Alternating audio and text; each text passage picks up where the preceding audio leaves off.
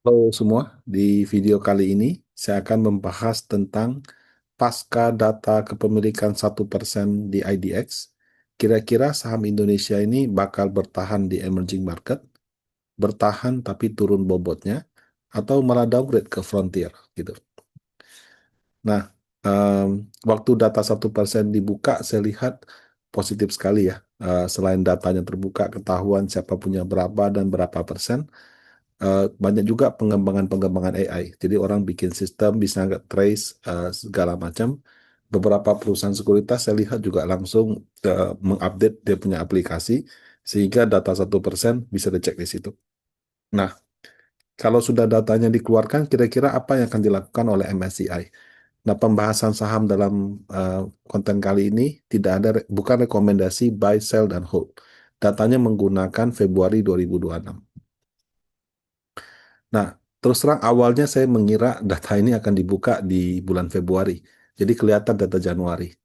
Tapi bukanya di Maret. Ya, is okay lah. Eh, dengan dibuka di bulan Maret, berarti kan pakai data Februari. Jadi antara tanggal 1 sampai 27 Februari, pemegang saham masih punya waktu tuh berstrategi gitu ya, kalau sempat gitu. Sama kalau ada liquidity, daripada misalnya kalau tadinya nitip di tempat A mau dibagi ke B, C, D, mungkin dia bisa bagi di bulan Februari itu. Tapi kalau misalnya dia bukanya Januari, bukanya bulan Februari dengan data Januari, waktu sudah ketahuan gitu. Tapi ya it's okay, daripada tidak ada kan. Jadi dengan dibuka itu merupakan suatu langkah yang sangat positif dari hal transparansi. Nah, oke, habis itu apa yang akan dilakukan MSCI? Jadi saya menebak-nebak aja ya. Jadi pertama-tama MSCI itu dia punya definisi sendiri soal free float. Ya, free float itu pada dasarnya adalah lembar saham daripada suatu perusahaan yang bisa dibeli oleh publik, makanya free. Ya, float gitu. Float itu berarti floating shares, artinya bisa pindah-pindah dari A ke B, dan dia free artinya ya bebas gitu, seperti itu. Nah, di MSCI sendiri, kalau kita baca dokumen dia di bulan Maret 2023, dia membagi saham menjadi non free float sama free float ya. Jadi kalau non free float ini yang merah, kalau yang free float itu yang kuning. Nah, kalau yang kuning ini apa aja nih? Jadi suatu saham dianggap free float apabila dipegang oleh non strategic shareholder. Nah, non strategic shareholder ini tipenya ada hedge funds ya. Hedge fund itu berarti saham yang dimiliki oleh hedge fund unless the fund management is deemed to exert influence over the management of the companies. Jadi kalau hedge fund itu apa sih? Reksadana nggak? Dibilang reksadana juga bukan sih, karena dia eh, kayak bisa menjalankan kebijakan yang hutang atau apa seperti itu. Nah kalau reksadana nggak bisa. Jadi hedge fund itu kadang-kadang seperti private equity kalau saya bilangnya seperti itu. Nah, jadi suatu saham dianggap free float kalau dimiliki oleh hedge fund, eh, kecuali unless eh, hedge fund tersebut ingin mempengaruhi manajemen daripada perusahaan. Contoh misalnya di luar negeri itu kan kepemilikan saham itu sangat terbagi ya. Jadi even kayak Elon Musk, Mark Zuckerberg, ya Bill Gates, ya tokoh-tokoh legendaris yang entah masih aktif atau sudah pensiun dari perusahaannya, itu kepemilikan sahamnya kecil sekali. Mungkin cuma 1%, 2% gitu. Makanya Elon Musk dia mau kasih dia bonus, dia membuat bonus besar supaya dia tuh bisa pegang kendali perusahaan, dia mau pegang di atas 50%. Nah, kalau yang Mark Zuckerberg dia punya special voting right. Jadi kalau di Indonesia kita sebut kayak Goto dulu. Jadi kan ada seri A sama seri B. Nah, saham seri B ini punya hak voting jauh lebih besar daripada seri A. Sehingga karena kondisi tersebut, jadi yang punya seri B itu dia punya hak voting lebih tinggi, tapi kalau dividen nggak dapat atau sebagainya, kurang lebih seperti itu. Nah, kalau yang ini berarti hedge fund-nya mencoba untuk, sorry, lanjutin yang tadi ya. Jadi kalau misalnya dia punya hak voting lebih besar, biasanya dia juga punya posisi di perusahaan sebagai direksi ya, atau dia sebutnya board gitu. Atau dia secara aktif mempengaruhi. Jadi dia misalnya bilang, kebijakan perusahaan harusnya begini, kebijakan ini harusnya begitu. Atau orang sebutnya aktivis investor. Nah, kalau hedge fund-nya adalah aktivis investor, maka dikonsider sebagai non-free float.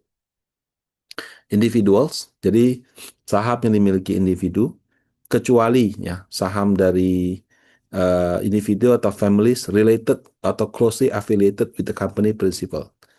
Jadi ya itulah direksi, komisaris, keluarga afiliasi daripada direksi dan komisaris seperti itu. Ini yang kecualinya ya. Nah, asuransi ya. Jadi asuransi itu pada dasarnya all stake held by insurance companies are part of free float. Jadi semua asuransi kalau dia pegang saham itu dianggap free float. Ya, exception ya. Kecuali ya mungkin insurance company-nya itu ternyata satu grup sendiri. Nah, kalau itu mungkin dianggap non free float. Investment fund, mutual funds. Jadi kalau reksadana punya saham, uh, unit trust itu istilah reksadana tapi di belahan bumi yang lain. Jadi ada yang sebutnya reksadana, ada yang sebutnya unit trust gitu. Nah, itu apa namanya? Dianggap free float. Dana pensiun kalau dia punya apa namanya? Punya saham dianggap free float. Kemudian security brokers ya. Non strategic interest held by broker dealer. Jadi mungkin brokernya dalam proses settlement atau sedang dalam dipindahkan atau bagian dari underwriting gitu ya.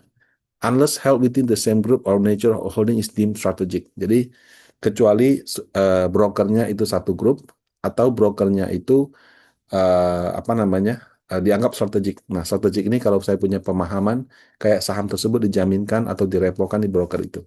Nah, kalau itu mungkin tidak free float. Dia prinsipnya kenapa? Karena kalau dijaminkan kan tidak bisa dijual. Sama Social Security Funds, ya, jadi kayak BPJS gitu. Nah, jadi ini adalah kategori yang kalau misalnya si pemiliknya adalah ini, maka dianggap free float. Nah, ada juga kategori yang merah ini non free float. Jadi jadi kalau ada bank memiliki suatu saham dianggap non free float. Jadi shareholding by banks are considered as strategic, excluding shareholding held in trust or behalf third parties that are deemed non strategic. For example, di Jepang seperti itu. Nah, jadi kalau bank di luar negeri dia bisa beli saham atas nama dia sendiri. Berarti kan dia berinvestasi. Bisa juga kadang-kadang dulu sih ya, sekarang mungkin sudah susah ya. Jadi banknya itu misalnya bank XXX on behalf of sini. Jadi si investor itu suruh bank yang beli atas nama dia. Eh, kalau di Indonesia masih ada satu dua sih, tapi sekarang itu harus sudah diungkap siapa dia punya ultimate shareholder itu siapa. Nah, jadi itu kalau misalnya banknya cuma atas nama nasabah tetap dianggap sebagai free float, tapi kalau banknya sendiri beli sebagai bank non free float. Nah, companies, jadi share owned by companies, semua perusahaan, including treasury share owned by the company itself. Jadi kalau sahamnya beli treasury juga dicatat sebagai non free float. Karyawan ya, jadi karyawan-karyawan yang punya saham baik yang punya jabatan ataupun tidak, bagian dari insentif dan sebagainya. Nah, itu tidak free float. Governments ya. Kalau misalnya pemerintah memiliki saham baik secara langsung ataupun lewat danantara, maka dikonsider sebagai non free float juga. Principal officer and board members ya kalau ini direksi komisaris. Kemudian private equity and venture capital. Oh, ternyata ada kategori private equity sama hedge fund ya. Ya terus terang hedge fund itu di Indonesia padanannya saya nggak tahu apa. Karena kita nggak ada istilah hedge fund di sini. Kalau private equity itu modal ventura. Ya, private equity modal ventura. Jadi owned by private equity firms and venture capital generally classified as non-free float. Jadi kalau family office masuk mana Pak? Nah kalau family office-nya menggunakan PT, masuk company nggak masuk. Tapi kalau misalkan family office-nya pakai nama perorangan ya masuk gitu. Nah jadi ini adalah non-free float definisi MSCI. Nah kalau kita baca kan ada unless-nya, artinya dia dikonsider free float kecuali, dia dikonsider non-free float kecuali. Nah berarti kan ada yang kecuali sama non-kecuali. Kemudian, apakah data Indonesia itu sesuai kategori MSCI? Enggak. Kita bagi berdasarkan 9 kategori. Yang belakangan katanya kan mau dibagi ke 27. Tapi yang per Februari ini belum 27, masih 9. Nah, saya mencoba dengan bantuan ChatGPT ya. Jadi 9 kategorinya IDX, KSEI itu adalah ID individual, MF mutual funds, PF ini pension fund, IB ini kayak bank ya. Saya lupa I-nya apa. Bukan investment bank, institution bank ya, institution bank. CP ini corporate, SC ini securities, IS ini insurance, FD ini foundation, yayasan, OT ini others. Nah, saya coba cross nih definisi free float non free float MSCI dengan 9 kategori di KSEI. Kan ini sebenarnya ada 18, 9 asing, 9 lokal, tapi basically sama. Nah, kalau yang hijau itu artinya menurut si MSCI ini sudah free float. Jadi punya individu, mutual fund, pension fund. Itu dikonsider sebagai free float. Corporate companies menurut MSCI non free float, termasuk saham treasury. Nah, tapi kalau bank, securities, insurance, foundation, others, warnanya kuning. Kuning itu artinya bisa eh, bisa merah, bisa hijau. Jadi kalau ternyata dia banknya yang punya sendiri, berarti non free float. Tapi kalau banknya hanya atas nama, berarti free float gitu. Nah, jadi ada yang hijau, ada yang kuning, ada yang merah gitu. Nah, sehingga kalau kita mau tahu setelah data 1% itu keluar, saham mana yang jadi free float, saham mana yang tidak, kita harus membedahnya berdasarkan 9 kategori ini. Nah, itu yang pertama ya. Nah, kemudian kalau Bapak Ibu masih ingat, waktu di pengumuman September lalu, tahun lalu yang bikin heboh pertama kali, eh, kalau Bapak Ibu cari halamannya ya, MSCI itu dia nggak cuma bahas ini, yang apa, bobotnya mau disesuaikan. Dia juga membahas tentang grid atau kelipatan gitu.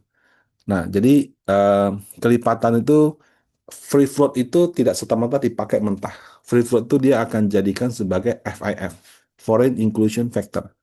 Nah, foreign inclusion factor itu adalah free float yang dipertimbangkan bobot saham yang boleh dibeli oleh asing, kemudian ada kelipatannya. Nah, kelipatan yang dipakai itu 5%, kalau nggak salah ya. Kalau di bawah 15 itu sepertinya satu, tapi kalau di atas 15 itu pakainya 5%.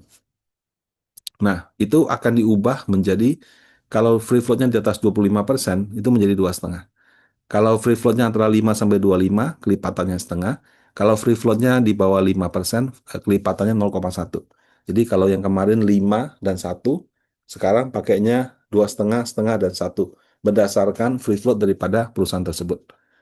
Nah, eh, angka FIF inilah yang akan digunakan sebagai pengali untuk menentukan bobot saham dalam suatu indeks.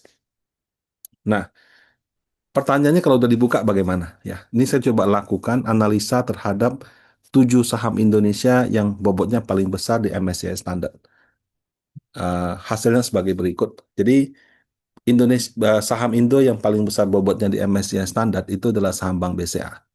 Nah, versi RTI dia punya free float itu di sini 42,1625 ya. 42,1625 itu kalau di apa namanya, di eh, eh, menggunakan data yang 1% ke atas ya, itu cuma jadi ini, jadi kalau menurut RTI yang boleh dibeli market cuma 42% ya. Nah, kalau menurut yang data 1% ke atas itu kan 58,18, terdiri dari CP 57,03, ID 1,15. Nah, kalau 100 dikurangi eh, apa namanya, 57,03. Kenapa? Karena ID ini masih masuk kategori free float gitu. Karena dia kan dipemilikan oleh pribadi. Anthony Salim kan juga bukan pengendali. Jadi yang dipakai 57,03. Nah, jadi sisanya itu 42,97. Nah, eh, kalau kita pakai 42,16 ataupun 42,97, itu sama-sama akan dikelipatan 2,5% nanti di bulan Mei. Nah, sehingga angka ini akan turun dibandingkan FIF saat ini yang 45%. Jadi saat ini Bank BCA itu FIF di MSCI itu 45%. Nah, kalau nanti menjadi 42,16 atau 42,97 berdasarkan 1%, kelipatannya akan menjadi 42,5. Nah, dari 45 ke 42,5 itu bobotnya akan turun 2,5%. Jadi dia punya FIF akan turun 2,5%. Nah, kemudian ini Bank BRI gitu ya. Nah, Bank BRI ini awalnya saya waktu lihat data RTI, berarti kan free floatnya 46%. Ya, 46%, kalau dibulatkan dengan 2,5, jatuhnya itu kira-kira 45%. Ya, jadi apa namanya? 46,15 kelipatan 2,5 jatuhnya 45%. Nah, em, kalau pakai data yang di atas 1%, saya agak bingung nih. Soalnya nggak ada Danantara. Adanya DJS, Investment Investment Authority sama Pension Fund aja. Rupanya setelah saya double check lagi, data yang ini itu cuma data pemilikan saham yang scriptless. Kalau yang warkat itu nggak masuk. Artinya kan saham perusahaan ada yang masih bentuknya kertas, ada yang bentuknya itu sudah scriptless non kertas, warkat. Jadi dia pakai sertifikat elektronik gitu. Nah, ternyata Danantara yang 52,65% ini bentuknya masih warkat, belum dijadikan scriptless gitu. Makanya nggak kebaca ya. Nah, saya tambahkan 52% yang ini, ditambahkan INA ya. INA ini adalah Danantara yang dibentuk Pak Jokowi. Waktu itu cuma skalanya nggak sebesar sekarang. Waktu Danantara dibentuk, INA ini di merger ke dalam Danantara. Nah, 3,63 ya, menjadikan non free float menurut si definisi MSCI 56,28. Nah, kalau 100 kurang 56,28, 43,72. 43,72 kalau kita eh, apa namanya? Bulatkan, dia akan 42,5. Kenapa bukan 45, Pak? Karena dia ke 2,5% terdekat. Jadi kalau dia 42,5, kalau dia mau bulat ke 45, berarti dia itu kira-kira harus 43, sebentar ya.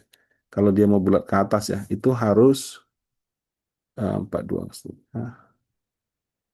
tambah 1,25. Dia harus 43,75. Nah, kalau ini 43,72. Karena dia 72 bulat ke bawah, jadi 42,5%. Nah, eh, bobot awalnya atau FIF di dalam MSCI itu sekarang 45%. Jadi dia dari 45 turun ke 42,5, sama kayak Bank BCA. Ini Bank Mandiri ya. Bank Mandiri ini sama ternyata ya. Jadi Danantara yang 51% ternyata masih warkat. Jadi karena saya tarik datanya cuma yang non warkat, makanya nggak muncul di sini.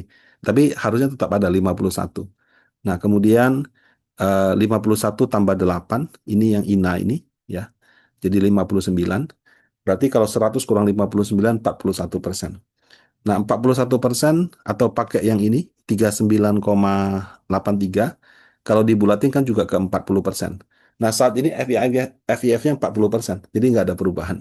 Jadi Bank Mandiri itu tidak mengalami penurunan bobot. Nah, kemudian Telkom ya. Telkom juga sama kayak Bank Mandiri dan Bank BNI. Ternyata Danantara yang 51% ini itu dia bentuknya masih warkat, belum diskriptleskan. Jadi pas saya tarik itu nggak keluar. Nah, sehingga kalau misalkan kita mau tahu dia punya bobot jadi berapa, saya pakai cara yang tadi, 51,5% ya, ditambah yang government of, sorry, eh, dan antara 51,55, negara 0,52, ya, negara ini yang ini 0,52, itu non free float, tambah IB 4,85, ya IB ini. Jadi saya asumsikan IB ini eh, kepemilikan yang mungkin masuk strategis gitu. Jadi dia dikeluarkan dari free float. Kemudian OT, ya OT-nya ini adalah government Singapura 1,04. Nah, totalnya 57,96. Nah, kalau 100 kurang 57,96 dapatnya 42,04. Nah, eh, Telkom saat ini FIF-nya 50%. Kalau misalkan 47,79, maka dia menjadi 47,5. Kalau dia pakai yang ini 42,04, pembulatannya 42,5. Nah, jadi em, kalau menurut saya ya, kalau misalkan kita menggunakan data ini, berarti dari 50% bisa turun ke 42,5 atau 47,5. Tergantung bagaimana interpretasi daripada MSCI. Nah, kalau Astra, ya, Astra ini free floatnya itu 44,2% menurut RTI. Kalau menurut data 1% itu yang corporate-nya 51,12. Ya. Kemudian IS, MFPF ini harusnya masuk free float. Jadi kalau misalnya menggunakan data baru, Bapak Ibu, um, maka kalau 51,12 sisanya 48,88. Nah, 48,88 ini kalau dibulatkan itu jadi 50%. Ya. Kalau pakai yang ini 44,2 ini dibulatkan menjadi 45%. Nah, saat ini FIF Astra itu 50%. Ini akan jadi problem. Kenapa? Masalahnya itu berarti bukan di MSCI-nya, bukan di grid-nya juga. Masalahnya ternyata saham Astra itu masih ada 4,82% ini berbentuk scrip. Sementara dalam statement yang terakhir itu MSCI sudah katakan kalau sahamnya masih berbentuk warkat tidak dia perhitungkan sebagai free float.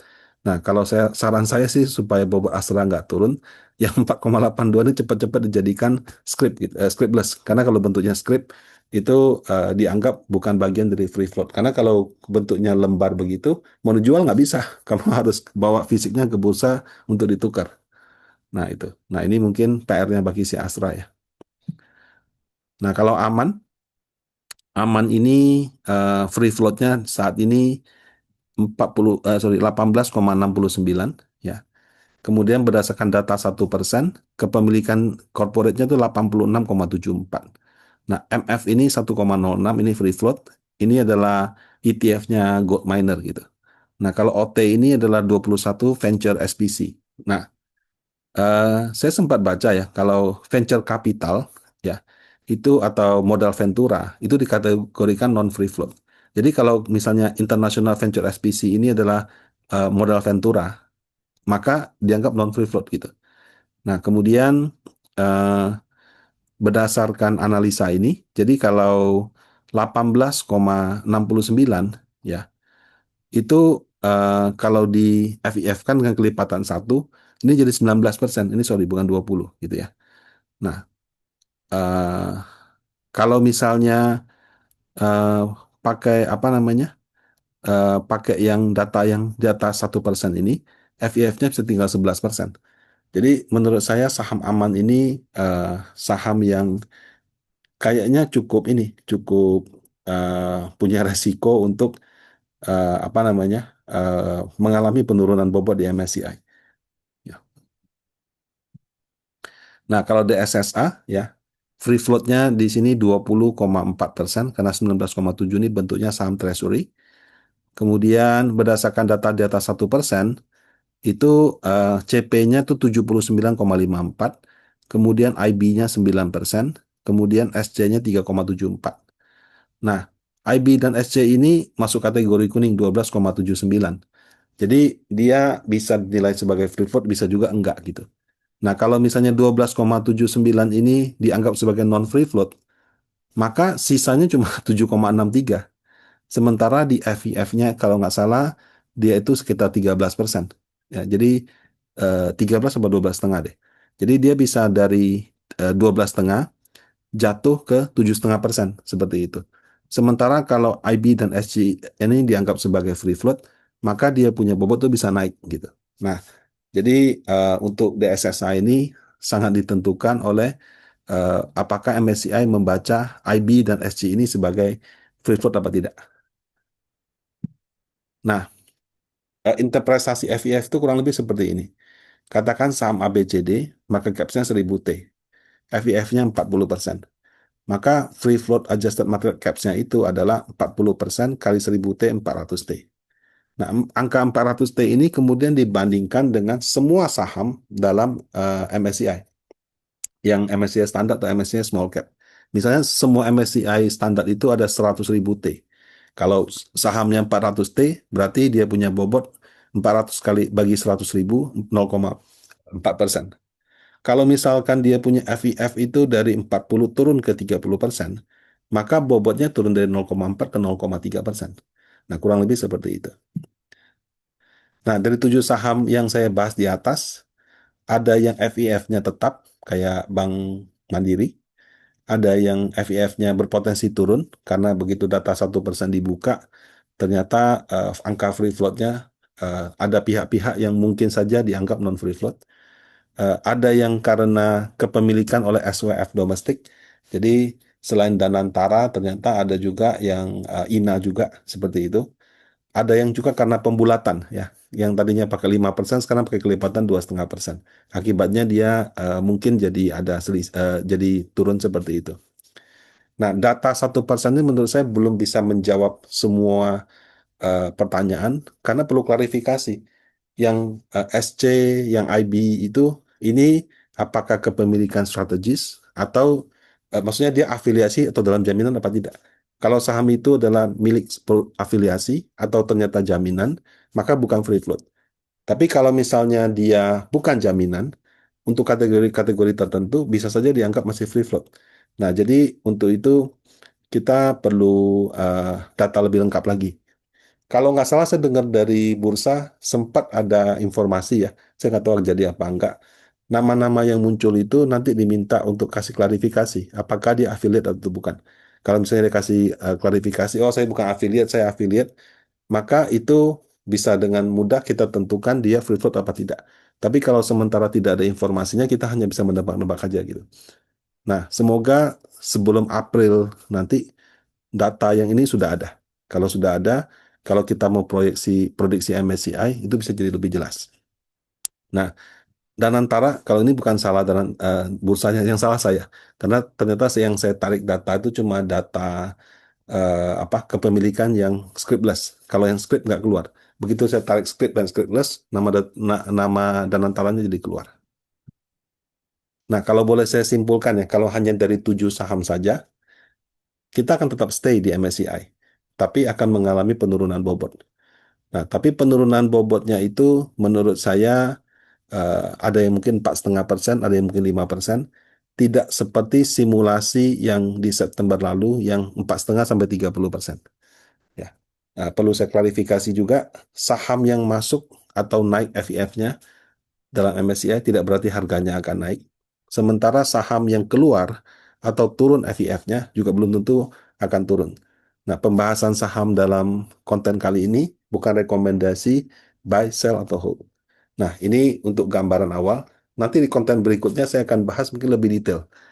Kira-kira tepatnya itu seperti apa. Kalau ini kan cuma gambaran awal-awal saja. Nah, demikian. Semoga bermanfaat. Terima kasih.